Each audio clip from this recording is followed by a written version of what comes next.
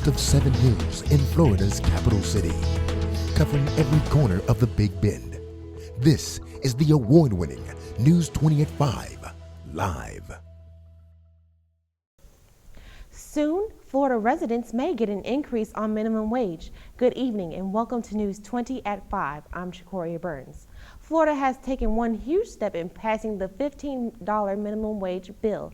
Earlier this year, 2 Florida senators called for a bill to be passed to raise the state wage.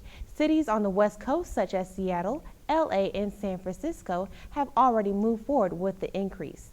If passed, this could nearly double the current wage of $8.05. But don't count your coins just yet. Tallahassee tow companies are cracking down on illegal parkers, banding together to propose an increase on toll fees. Nicole Doty has more with the story. As of August 27th, illegally parking in private lots will now cost you more than before. The Tallahassee City of Commission approved the trespass tow fee of $22, increasing the price from $88 to $110. The hike was proposed by Tallahassee towing companies, arguing the price increase of fuel, labor, and insurance. Apartment complexes such as Seminole Grand has informed residents and their visitors. Leasing agent Rodrigo Delgado explains how residents are informed. From the moment that all of our residents sign their leases to whenever they pay their rent, or pick up their parking decal, we definitely let them know that they need to have that decal to not get towed here. If they have friends or family members that are going to come visit them, they definitely need to be having them park in a visitor spot. Students like Jennifer Bradley, who have trouble finding parking on her campus, questions whether the university will provide more parking spaces. I'm hoping that they build more lots for us because, like I say, the parking is limited and raising a towing price doesn't make it any better. To prevent your vehicle from being towed, please read all signs thoroughly. And for students and residents who have assigned decals, please make sure that you are parked in your designated area. For News 20 at 5, I'm Nicole Doty. As the temperature starts to drop outside, there are ways to make sure your body temperature doesn't rise. A flu shot is recommended yearly by physicians, but health centers are suggesting other ways to stay healthy in conjunction with the vaccine. Multimedia journalist Taylor Bishop has more. Center for Disease Control recommends a yearly flu vaccine as the first and most important step in protecting against flu viruses. Thrive Hydration Center takes a different approach on keeping your body clean. Thrive Hydration manager Tyler Riddle explains the importance of keeping your body hydrated during these while you're out at the club or you're going to an intramural game or you're in the gymnasium or at the library, you come in contact with tons of other students, and everyone might not wash their hands, or people may pick up a bug and carry it to the library and things like that with them. So what we do with our defensive blend treatment is we give you that, and it helps ramp up your immune system and prepares it to help fight off those little nasties and bacterial and viral infections a little bit better. According to the CDC, Florida is among the top 10 states with the most cases of the flu. Also, less than 37.5% of Floridians got the flu last year. Bond Community Health Center nursing supervisor Bashonda McLeod explains the importance of a flu shot. The flu and cold season has arrived, and this is just another one quick, safe way that you can hydrate your body. For News 20 at 5, I'm Taylor Bishop. And underage drinkers may be a liability for local Tallahassee bars and restaurants. For a college town, it is not uncommon for students under 21 to find ways to order drinks, but the consequences could be fatal for students and financial for businesses. Keytron Hill has more with the story. Underage drinking has been brought to the forefront following a fatal car crash involving a 20-year-old FSU student, Julia Gruskin. Gruskin's parents are suing several bars on Gain Street, believing their daughter was served alcohol despite her age. Bartender at Cantinas, Morgan Maddie, shared how often she deals with underage drinkers. It's pretty common, a couple every night, especially on busy nights. Sometimes they'll just try to order a drink and not show us an ID, in which case we can't serve them. Fake IDs and act of getting a friend to buy drinks are just two ways for underage drinkers to obtain alcohol. Public Information Officer David Northway didn't have a comment on Gruskin's death, but shared some actions TPD are taking to decrease underage drinking. Everybody inside the city of Tallahassee, or every bar or establishment that's going to have drinking at it as the main form of entertainment, if you will, we'll have an off-duty officer assigned there to monitor the crowds and ensure that everyone is following the laws. We also do something called alcohol compliance, or an underage drinking detail, where we have plainclothes officers walking amongst the crowds, making sure that everybody is using alcohol is over the age of 20. College Town on Gaines Street has become a hot spot for students in the Tallahassee area, both of age and underage. Bars such as cantinas admit to buckling down on ID checks and finding ways to prevent underage drinking. With FAMU's TV20, I'm Keytron Hill. Coming up, we'll have info on Paris attacks, the latest on Charlie Sheen, and more. Stay tuned. You're watching News 20 at 5. Florida A&M University students have explored international cultures while discovering what they can become. From Hong Kong working as a camp counselor to the Dominican Republic for the Study Abroad program, I discovered my passion for international studies.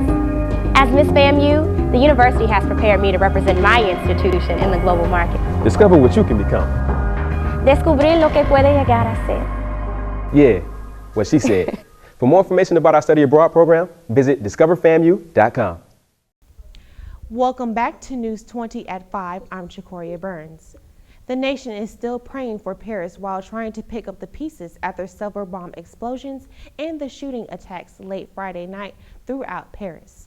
Members of ISIS killing at least 129 people and wounding over 300 carried out the attacks. According to affiliates in France, the attacks were planned in Syria and organized in Belgium. The CIA has prompted raids and arrests in Europe's and airstrikes in Syria.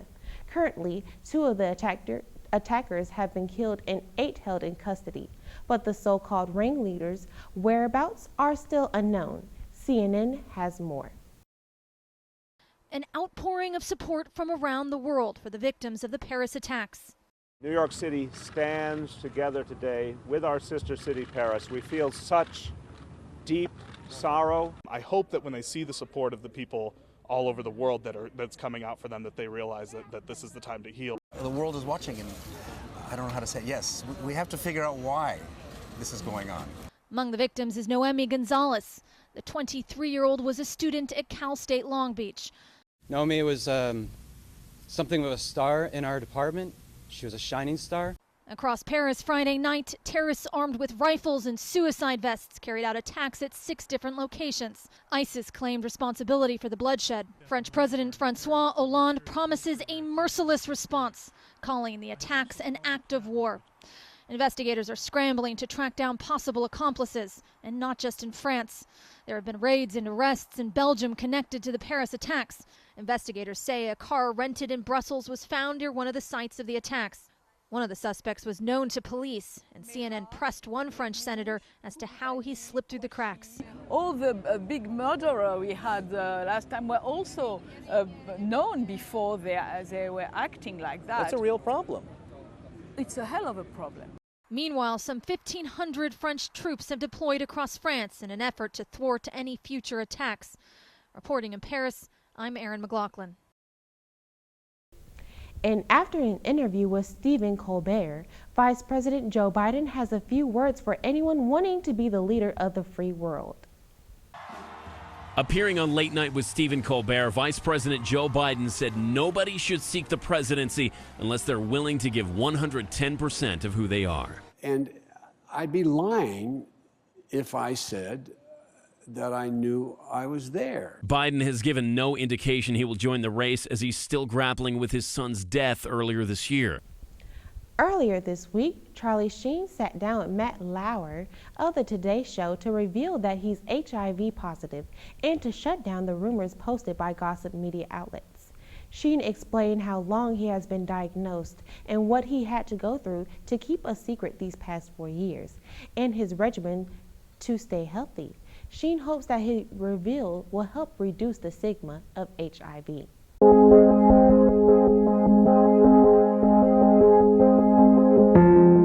Every Every day, our brave troops and their families stand up for us. For years, we've asked so much of so few. Now we have a chance to serve these heroes. To give time, offer comfort, or lend a hand. To ease the burden on a military family. Let's honor their service by volunteering ours. Welcome back. I'm Shakoria Burns with your sports. Jameis Winston and the Tampa Bay Buccaneers took on the Dallas Cowboys Sunday, and it ended in a Bucs win. It was Winston's 264 yards and touchdown that resulted in the final score of 10-6. The Buccaneers are now 4-5 and will face the Philadelphia Eagles this Sunday. And both emotions and physicality were put to the test when tennis sisters Venus and Serena Williams went head-to-head at the 2015 U.S. Open. Talk about sibling rivalry at its highest. The Williams sisters embarked on their fifth match against each other at the Flushing Meadows. Though Venus played hard, she couldn't prevail over the world's #1 player.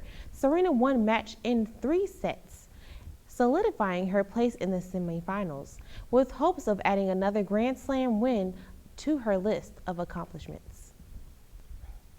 The FAMU Lady Rattlers volleyball team faced the Texas A&M Lady Aggies as they searched for their first victory of the season. The Florida A&M University Lady Rattlers volleyball team are still in search for their first victory on the season. Saturday, the Lady Rattlers faced the Lady Aggies of Texas A&M as they went 0 for 3 in a best-of-5 match. Head coach Tanio Trifanoff says that the team made a lot of errors, which ultimately costed them the game. I think we made a lot of errors. I think that the talent level and the skill level is pretty much there with Texas A&M. We just made way too many errors in a row. Might have been because it's a new rotation again. We got some players injured. We haven't practiced. We have to make adjustments in the lineup. So you can tell that the skills are there. It just we're not making plays, and that's what it comes down to sometimes. And we're making a lot of unforced errors, and all those errors, they usually don't happen, but it's early in the season, so hopefully by conference play we'll start eliminating them. And then when you're playing against a good team and you're making consecutive errors, one after the other, then when you start playing rally after rally, sometimes you're going to lose some of those rallies. The Rattlers have faced many teams ranked in the top 25 or better, so they feel that their level of play is there. Even though Coach Trivanoff's Rattlers have struggled early on in the season, they still believe they're ready for a championship. I think these top 25 teams, top 50 teams make us ready for conference. I think that this is getting us ready for a championship, and I think it's great that we're playing these teams. These teams have a lot of experience and have gone to NCAA and stuff like that, so I think it's really good for us and good for our competition level. The Rattlers will enter conference play as they face the South Carolina State Lady Bulldogs on Friday. For News 20 at 5, I'm Travis Milton. After the break, find out about an event focused on fun and health for the community. Stay tuned. You're watching News 20 at 5. Remember when imagination could take us anywhere? It still can.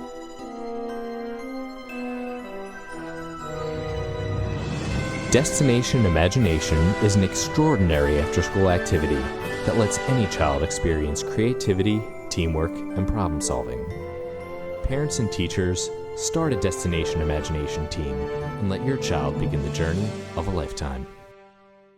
Florida A&M University students have explored international cultures while discovering what they can become. From Hong Kong working as a camp counselor to the Dominican Republic for the Study Abroad program, I discovered my passion for international studies. As Miss FAMU, the university has prepared me to represent my institution in the global market. Discover what you can become. Descubrir lo que puede llegar a ser. Yeah, what she said. For more information about our Study Abroad program, visit discoverfamu.com. Mayor Andrew Gillum is holding his second annual Family First Expo this weekend. The family-geared event will offer a host of health services from local agencies for the Tallahassee community. The event is part of Mayor Gillum's initiative to give parents with kids aged 10 and older access to eye exams, dental checks, and physicals, as well as additional health information. The Family First Health Expo will be held downtown at the Kleeman Plaza and will also include interactive Kid Center events. For more information, visit www.talgov.com. Well, that's it for today. For more news, check out our website, FAMUTVNews20.com. I'm Shakoria Burns. We'll see you next time.